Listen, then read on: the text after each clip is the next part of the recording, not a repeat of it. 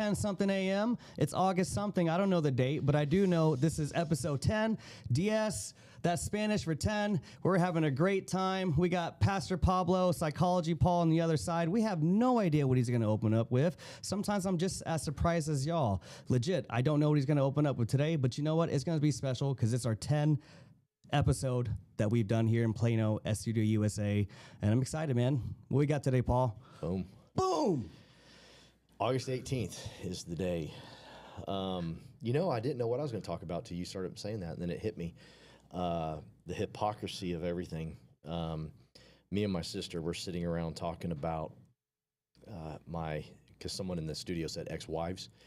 And so I have someone in my family that marriage is kind of a hobby. And so I remember me and my sister sitting talking about one of the ex-wives. I'll leave her name out in case she listens. She probably will. And we were like, you know, talking about the crazy things that happened in her life. You know, like, she's crazy, you know, and her kids are crazy, and everybody crazy, and they're jacked up, man. And we're just, they're so jacked up. And we're like, man, we're like high preaching, you know, like, man, they are so messed up, dude. And we do that a lot. We sit and talk to someone, you know, and then me and Steph start talking about mom, you know, our mom, and some of the things we went through. And we were like, whoa, our story's jacked up too, man.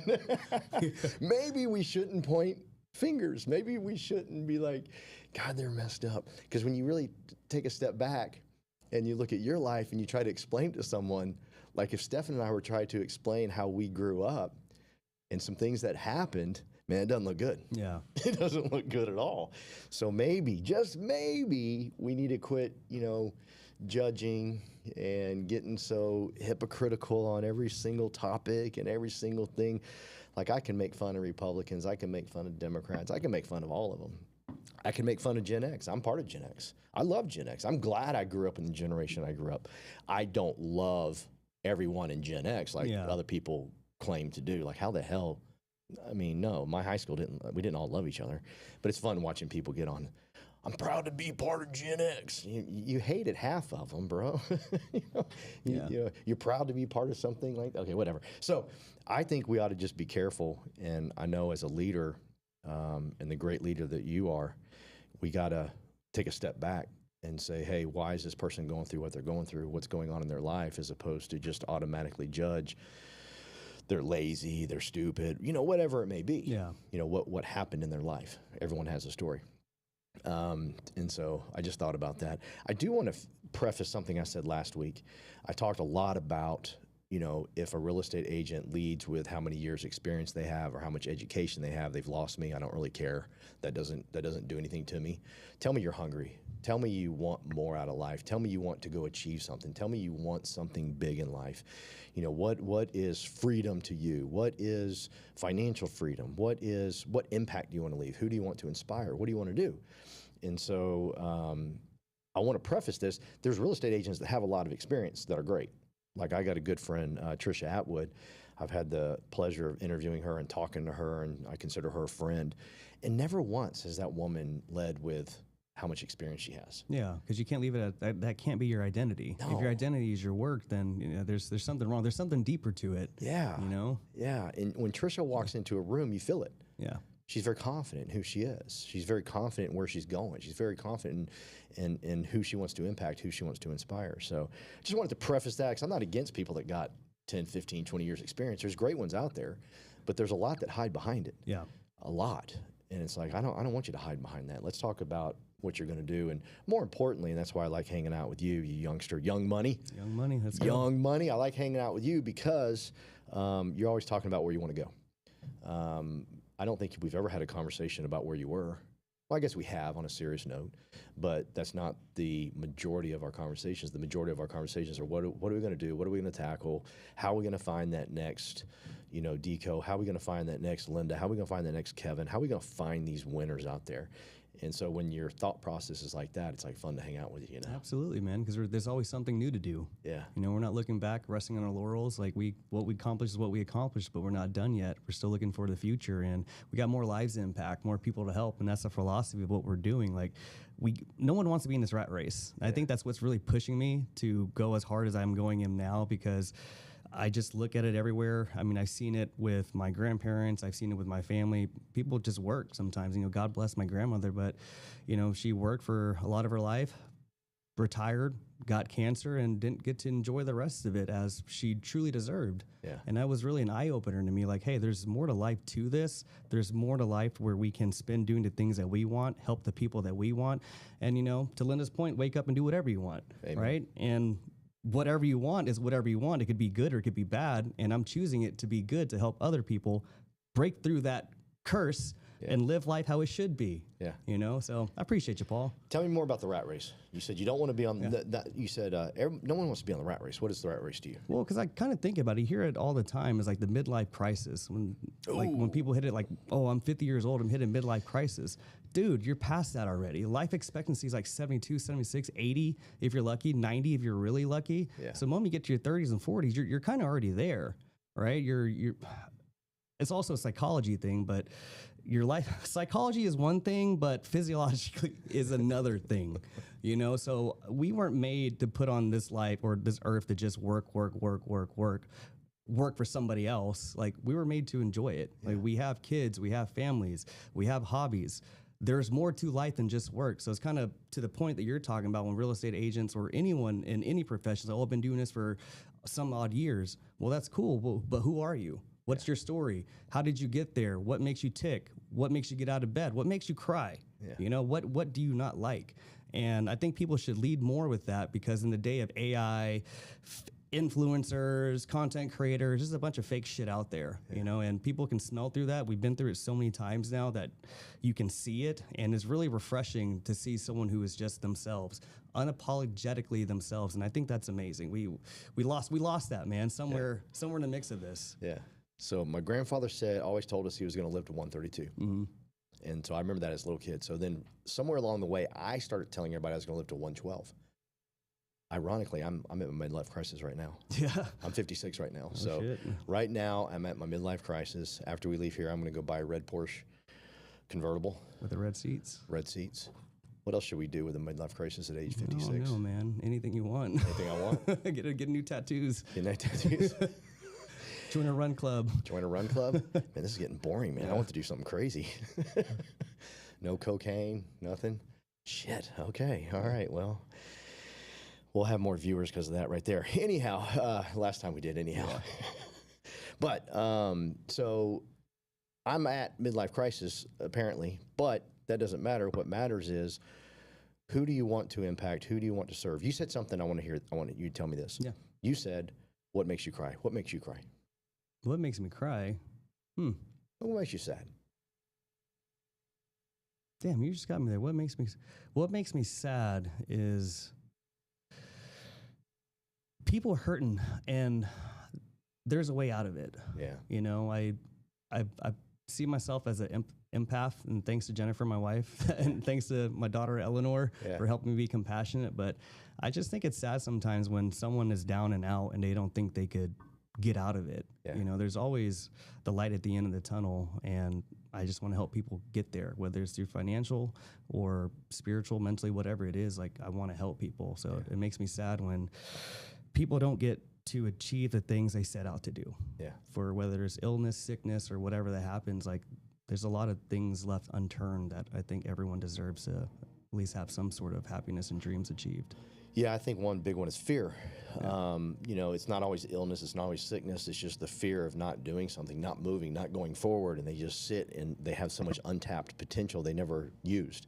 When I die, I want Jesus to say, good job. You gave it all you had. Hopefully I'll be running a marathon. Hopefully I'll be naked, something crazy like that. I want it to be stupid, right? I'm going through a midlife crisis. let me be. But I want to go out big, right? I don't want to go out laying in a bed, upset with the world, mad at the world, hypocrite to the world. I want it to be massive. And I watch so many people, and you do too, is they could do so much more, but they hold back. Yeah. And we were just talking about this on our way in here. It's called fear. And I'm happy. I'm glad that Linda said it doesn't look like you and I have fear, but you and I know that's a lie straight from the pit of hell. We have fear.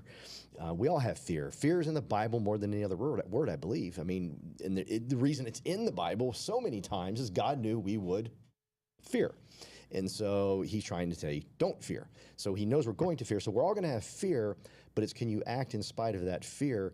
You know, when I sat down with you a couple years ago, and I said, hey, let's build a big business, you had fear, but you acted anyway. Yeah. Right? You're doing things today that you have fear, but you're acting anyways. How do we get that into people? How do we say, you know, I've tried to steal their dogs. I've tried to do all types of crazy things to them. You know what I mean? Maybe I can steal their kids. Like if you don't, you know, make 30 cold calls this week, I'm going to steal your child. Can I do that legally? I don't think so, man. No? Age of 57, be in jail. Okay, good.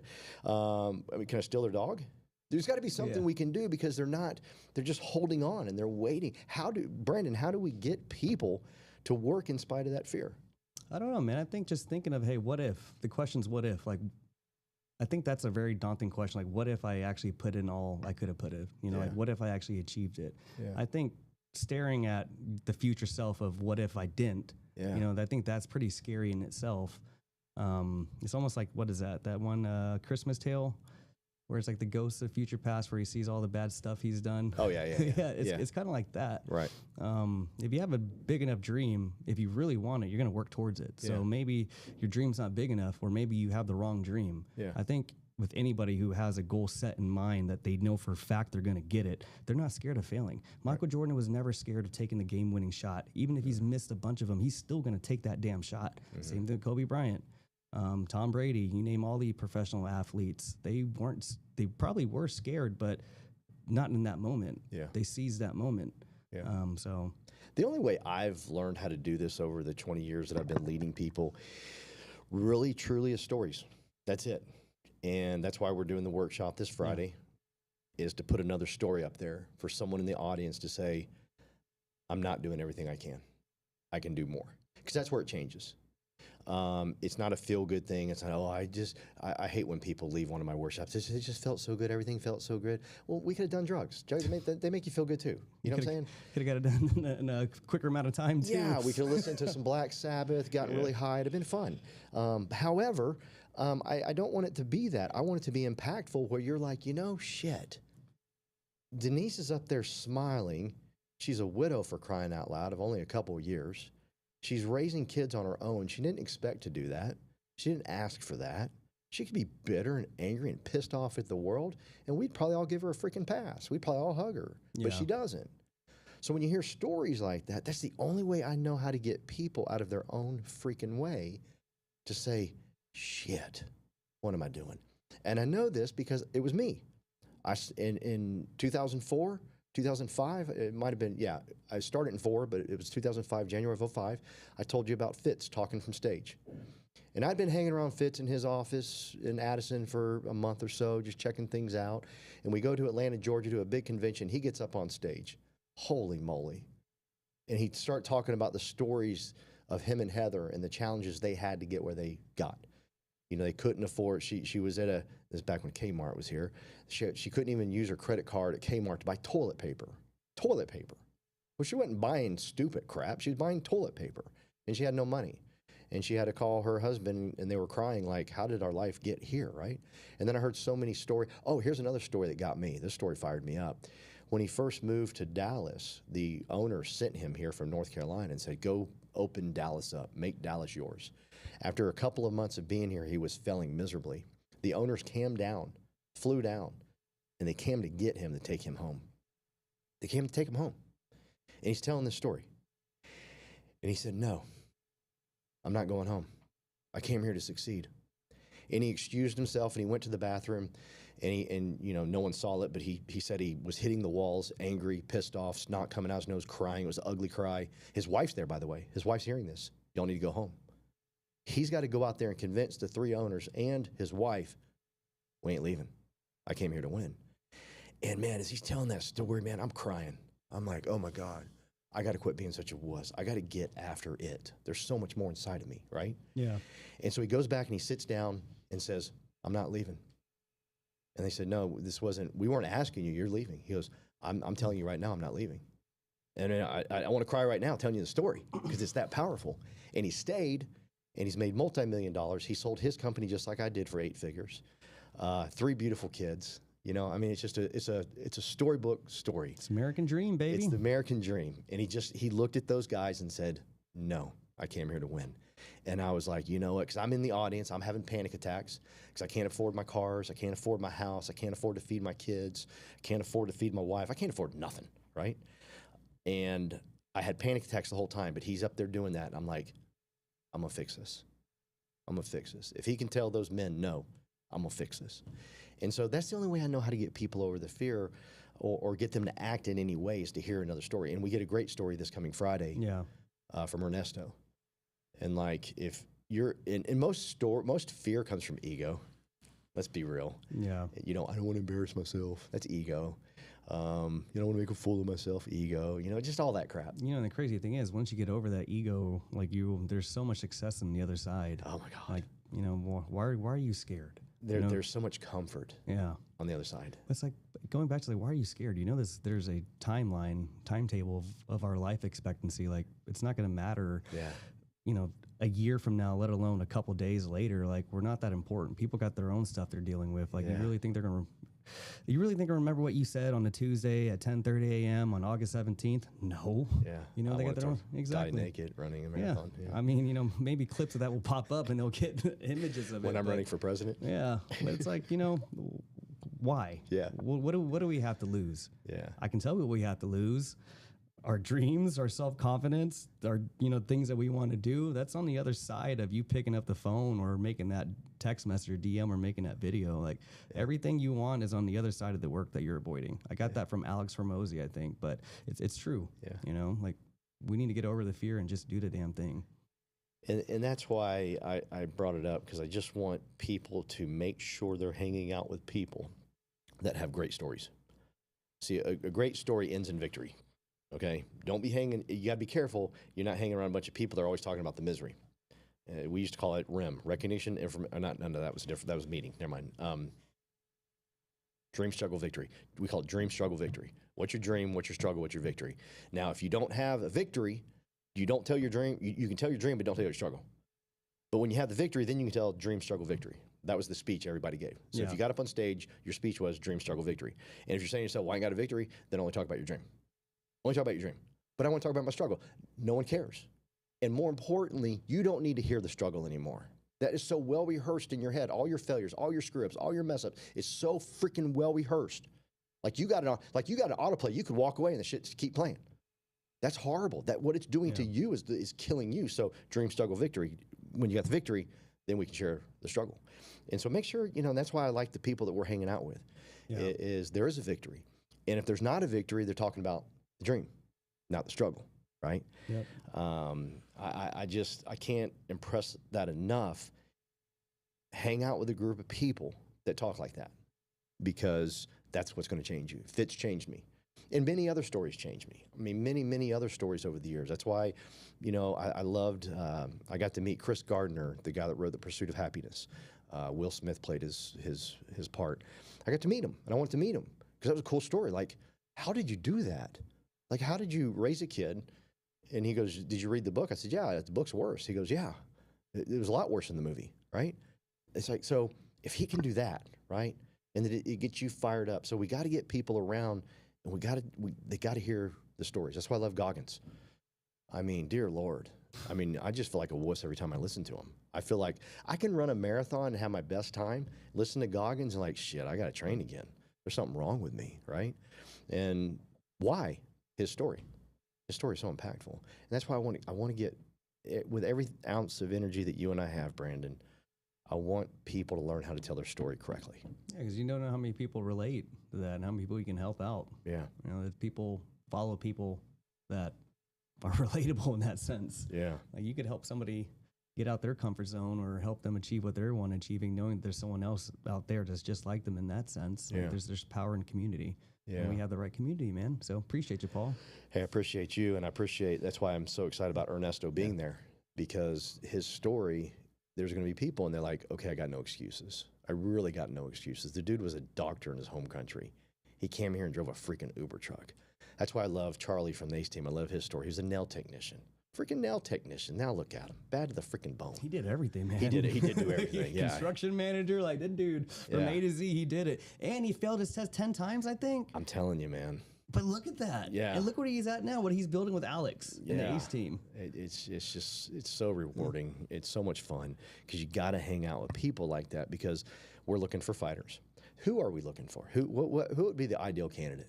Someone who's not going to give up. Someone that society discarded away, right? The renegades, the degens. Like, hey, we love degenerates here, baby. Trust me. Yeah.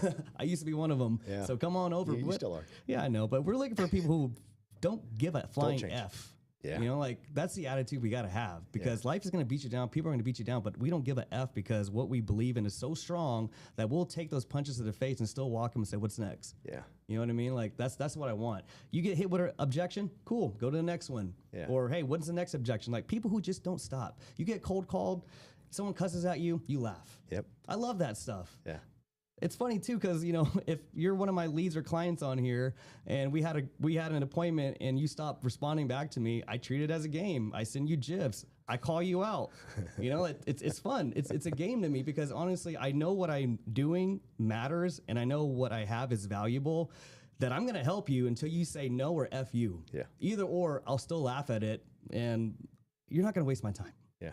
You know what I mean? Like I'm gonna claim my time back. We had that 30-minute meeting. And you stop responding back to me? No, baby, I'm getting that shit back. Like, one way or another. Yeah. So, that's what we're looking for, man. People who don't give a F. I love it. They made the decision to win before they got here. Yeah. And, you know, I made the decision to win before I got here. I did 8 transactions and became a certified EXP mentor. Hilarious.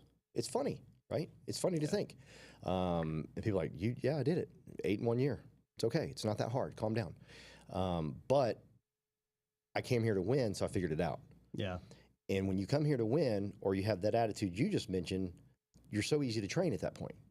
As opposed to, hey, let's go sit in the classroom and let me train you for, 2 hours on what the square footage of this bedroom is. Who gives a shit? You know what? Sorry to interrupt, but you know what? I love that, though. Because you know why? Because now we're focused on activity. Yeah. Like, no, you don't have to do this damn sky slope training. How many people did you talk to today? Exactly. And we've incorporated that into our group. Like yesterday, you know, I love the group that we had. One of our teammates called another teammate out, like, hey, why are you working on this right now? Thank you. This is dialing time. This is contact time. Go do that shit at night. God bless you. And I love that, dude. Yeah. That fired me up when you told me that. Yeah. Because, I mean, well, I got to learn sky slope. Why? You might suck at this. You might be so pathetic you never get a client. Don't waste your time. What about business cards? Well, you might fail. Why spend the money? Then you got the reminder, like 600 reminders or 500 reminders that you did not make it in real estate.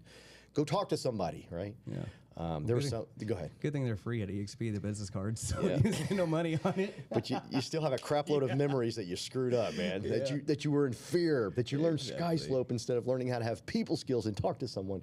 Because when you start moving, I can't steer a parked car. But if you start moving, you're dangerous. We can do anything and everything. And I can tell you to do anything and everything, and you will. Yep.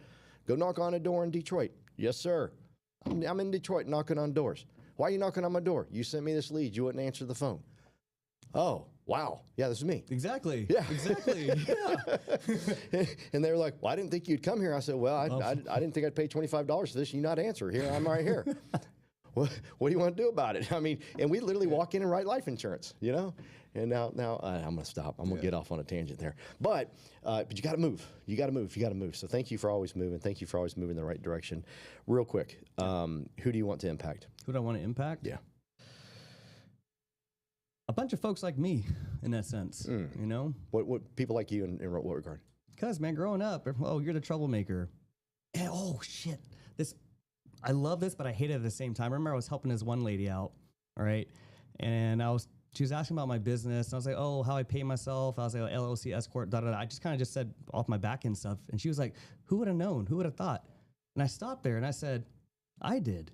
Yeah. What do you mean? I did. Amen. Just because I am a jokester, just because I like to play a lot, just because I am who I am, doesn't mean that I'm cognitively there to know business acumen. Like, the fuck do you mean? You went to college to be a doctor. Yeah, it's like, what do you mean, dude? Like, but it goes back to what you're saying in the beginning. Like, don't judge somebody when you really don't know. Yeah. You know, work hard, play hard is what my method is. And I just want to help those folks out there that are labeled a statistic, I guess, single mom and all that stuff. Like, no, we did it. Yeah. There is a way out of there. Really, I want to help anyone who wants that help. Yeah.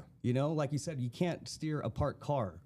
Like, whoever wants to come with me they're gonna come with me. Right. And I can guarantee them, whoever's gonna come with me, I'll go as far as you want to go. Yeah. Just know I'm going. Yeah. Are you coming or not?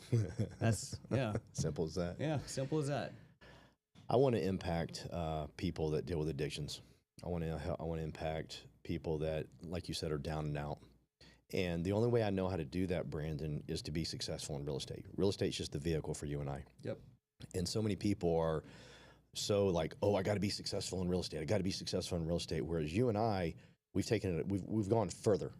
It's not about real estate. Real estate's just the vehicle. Real estate's going to give us the platform for you to help people that were raised by single moms, didn't have a dad around, for you to help people that are renegades that no one believed in, the rogue, right?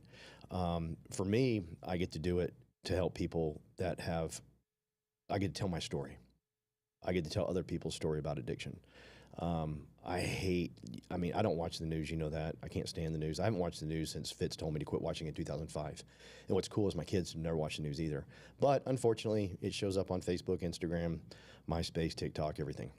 And so yesterday I learned about that girl that died. She was like 36 years old. And immediately I said to myself, it had to be alcohol or drugs. Had to be. She's too young, And sure enough, I think that's what we have learned that it was. And man, that just leaves me empty. And I know I can't save everybody. I'm not stupid. But when those things happen, I remember when Chris Cornell took his life, and Chester took his life from Lincoln Park. I couldn't listen to their music I was hurting, not so much for them, but just for like, who else can I help? Because someone else is in that desperation mode of not wanting to live anymore.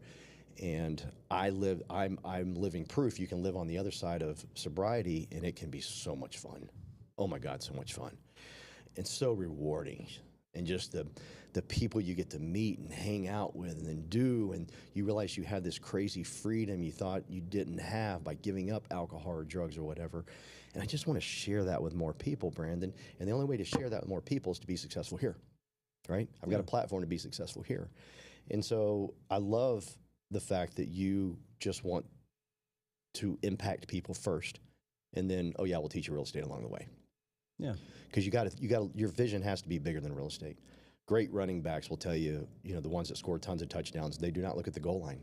They run their asses off to the back because they got to run some dude over that's like 5 times bigger than them. Yeah. And so they got to keep churning them legs. And so they look at the back of the end zone as opposed to the front.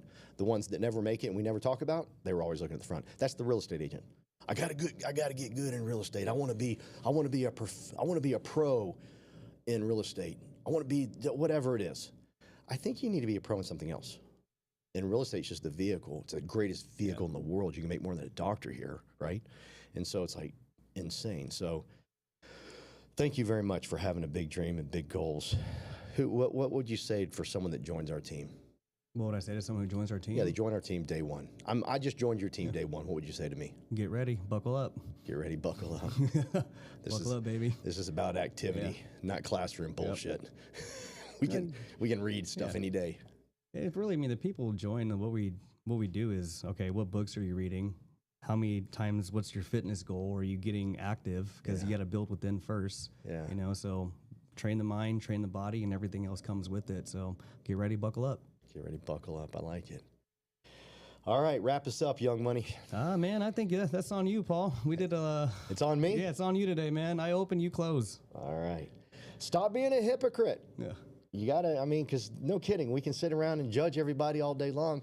The conversations that Young Money and I have about other people is there's something we don't know about them. That's why they're behaving the way they're behaving. They're acting the way they're acting.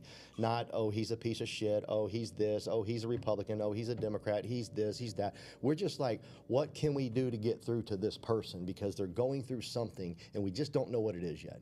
And once you find out what that is, then and only then can you start to move the needle and help them in a way that they'll be able to impact other people's lives.